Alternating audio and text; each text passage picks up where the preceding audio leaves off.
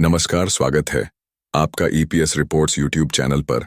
और आज हम आपको ले चल रहे हैं उन करोड़ों उम्मीदों की दुनिया में जो हर दिन एक बेहतर कल की आस में अपनी पलकें बिछाए बैठी है। यह कहानी है उन वरिष्ठ नागरिकों की जिन्होंने अपनी जवानी के कई दशक इस देश के निर्माण में लगा दिए, इस भरोसे के साथ कि उनके बुढ़ापे की लाठी सरकार की सामाजिक सुरक्षा बनेगी।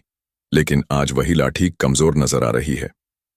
हम बात कर रहे हैं कर्मचारी पेंशन योजना यानी ईपीएस 95 के उन पेंशन धारकों की जिनका संघर्ष, जिनकी पीड़ा और जिनकी मांगे एक बार फिर देश की सबसे बड़ी पंचायत लोकसभा के गलियारों में गूंजी है। 11 अगस्त दिन सोमवार, जब राष्ट्र अपने स्वतंत्रता दिवस की तैयारियों में डूबा था, उसी दिन लोकसभा के पटल पर एक ऐसा सवाल रखा गया जो सीधे तौर पर उन लाखों पेंशन भोगियों के जीवन और मृत्यु से जुड़ा था जो अपनी जिंदगी के आखिरी पड़ाव पर सम्मानजनक जीवन जीने के लिए संघर्ष करत रहे हैं। पन्नों के बोझ तले दबी पृष्ठ संख्या 36 पर अंकित यह सवाल किसी साधारण कागज का टुकड़ा नहीं था, बल्कि यह उन अनगिनत प्रार्थनाओं, झापनों और सड़कों पर किए गए प्रदर्शनों का प्रतिबिंब था जो वर्षों से अनसुनी की जा रही थी। यह सवाल उठाया था माननीय सांसद श्री चंद्र प्रकाश जोशी जी ने। उनका सवाल सीधा, स्पष्ट और सटीक था।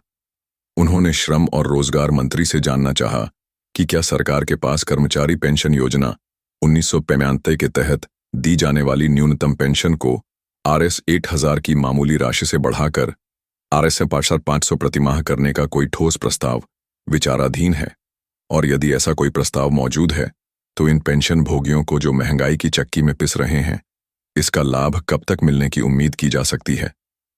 इस सवाल में लाखों पेंशन धारकों की धड़कनें अटकी हुई थीं।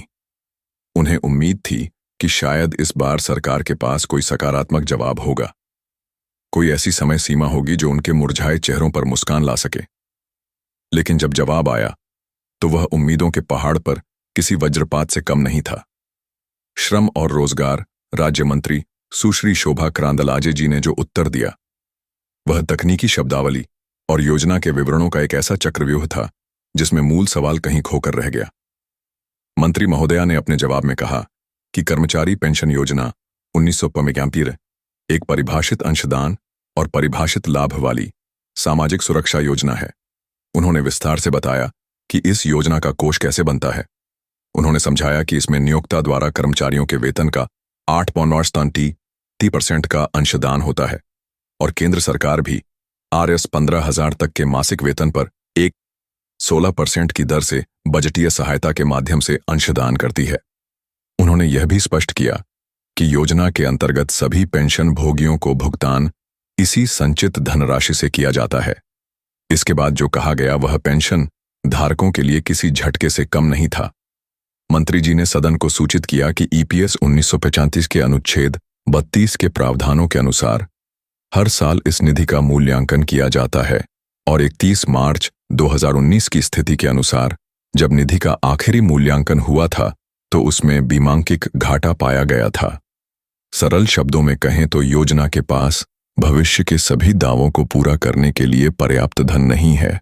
हालांकि उन्होंने यह भी जोड़ा कि सरकार अपनी जिम्मेदारी निभा रही है और बजटीय सहायता प्रदान करके ईपीएस 95 योजना के अंतर्गत पेंशन धारकों को न्यूनतम RS 8000 प्रतिमाह की पेंशन सुनिश्चित कर रही है।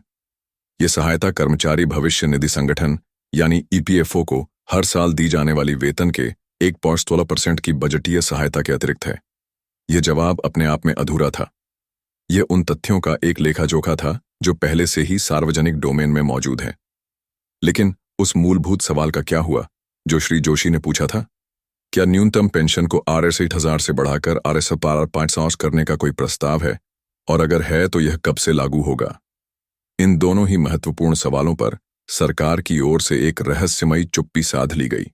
जवाब में इन सवालों का कोई जिक्र तक नहीं किया गया, जैसे कि यह सवाल पूछे ही न गए हों।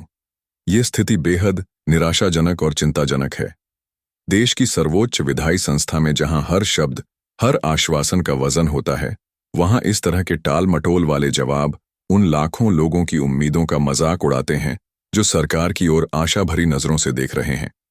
यह सिर्फ एक सवाल और जवाब का मामला नहीं है, बल्कि यह सरकार की अपने वरिष्ठ नागरिकों के प्रति संवेदनशीलता और प्रतिबद्धता का भी प्रतीक है। आइए अब जरा इस पूरे मुद्दे की गहराई में उतरते हैं और समझने की कोशिश करते हैं कि आखिर यह ईपीएस 95 का मामला है क्या, और क्यों लाखों पेंशन भोगी आज सड़कों पर उतरने को मजबूर हैं। ईपीएस 95 योजना 1935 में कर्मचारी भविष्य निधि और प्रकीर्ण उपबंध अधिनियम 1952 के तहत शुरू की गई थी। इसका उद्देश्य संगठित क्षेत्र के कर्मचारियों को सेवानिवृत्ति के बाद एक सामाजिक सुरक्षा प्रदान करना था। इस योजना के तहत कर्मचारी के वेतन का एक हिस्सा पेंशन फंड में जमा होता है और सेवानिवृत्ति के बाद उसे मासिक पेंशन के रूप में मिलता है। लेकिन समस्या की जड़ है पेंशन की राशि।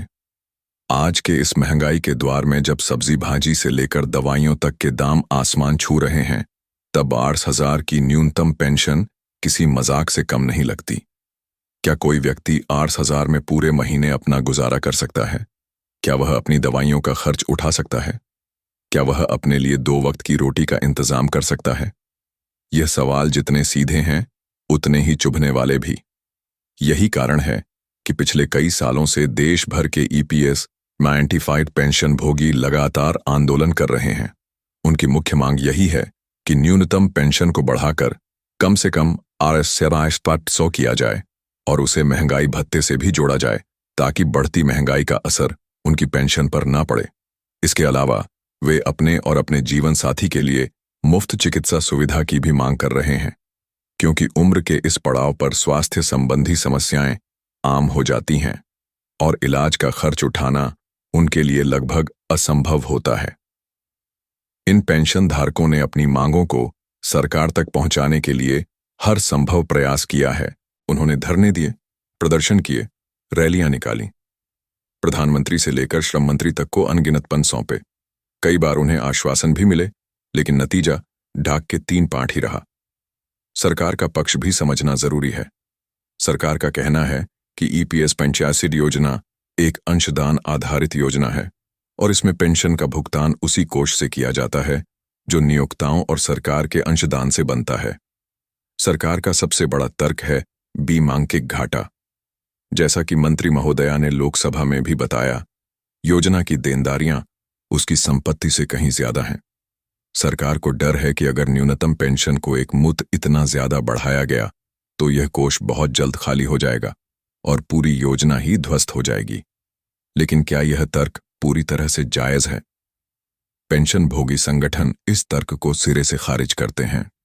उनका कहना है कि सरकार अपनी जिम्मेदारी से पल्ला झाड़ रही है। उनका तर्क है कि जब यह योजना शुरू की गई थी तब सरकार ने यह आश्वासन दिया था कि यह एक सुरक्षित और लाभकारी योजना होगी। उनका यह भी कहना है कि ईपीएफओ के पास आज भी लाखों करोड़ रुपए का एक विशाल कोष है जिसका इस्तेमाल पेंशन बढ़ाने के लिए किया जा सकता है। पेंशन भोगियों का एक और बड़ा आरोप यह है कि उनके पेंशन फंड का प्रबंधन सही तरीके से नहीं किया गया। उनका कहना है कि अगर इस फंड का सही जगह निवेश किया गया होता तो आज यह घाटे में नहीं होता। वे यह भी सवाल उठाते हैं कि जब सांसदों और विधायकों की पेंशन कुछ ही सालों में कई गुना बढ़ सकती है, तो उन कर्मचारियों की पेंशन क्यों नहीं बढ़ सकती जिन्होंने अपनी पूरी जिंदगी देश की सेवा में लगा दी। यह एक ऐसा सवाल है जिसका जवाब देना किसी भी सरकार के लिए आसान नहीं होगा। यह सामाजिक न्याय और वित्तीय विवेक के बीच संतुलन साधने का एक बेहद जटिल मामला है। एक तरफ लाखों वरिष्ठ नागरिकों की मानवीय जरूरतें हैं तो दूसरी तरफ देश की आर्थिक हकीकत। लेकिन क्या इस समस्या का कोई समाधान नहीं है? विशेषज्ञ मानते हैं कि समाधान मौजूद है, बस एक मजबूत राजनीतिक इच्छा शक्ति की जरूरत है। कुछ विशेषज्ञों का सुझाव है कि सरकार को अपने बजटीय समर्थन को बढ़ाना चाहिए।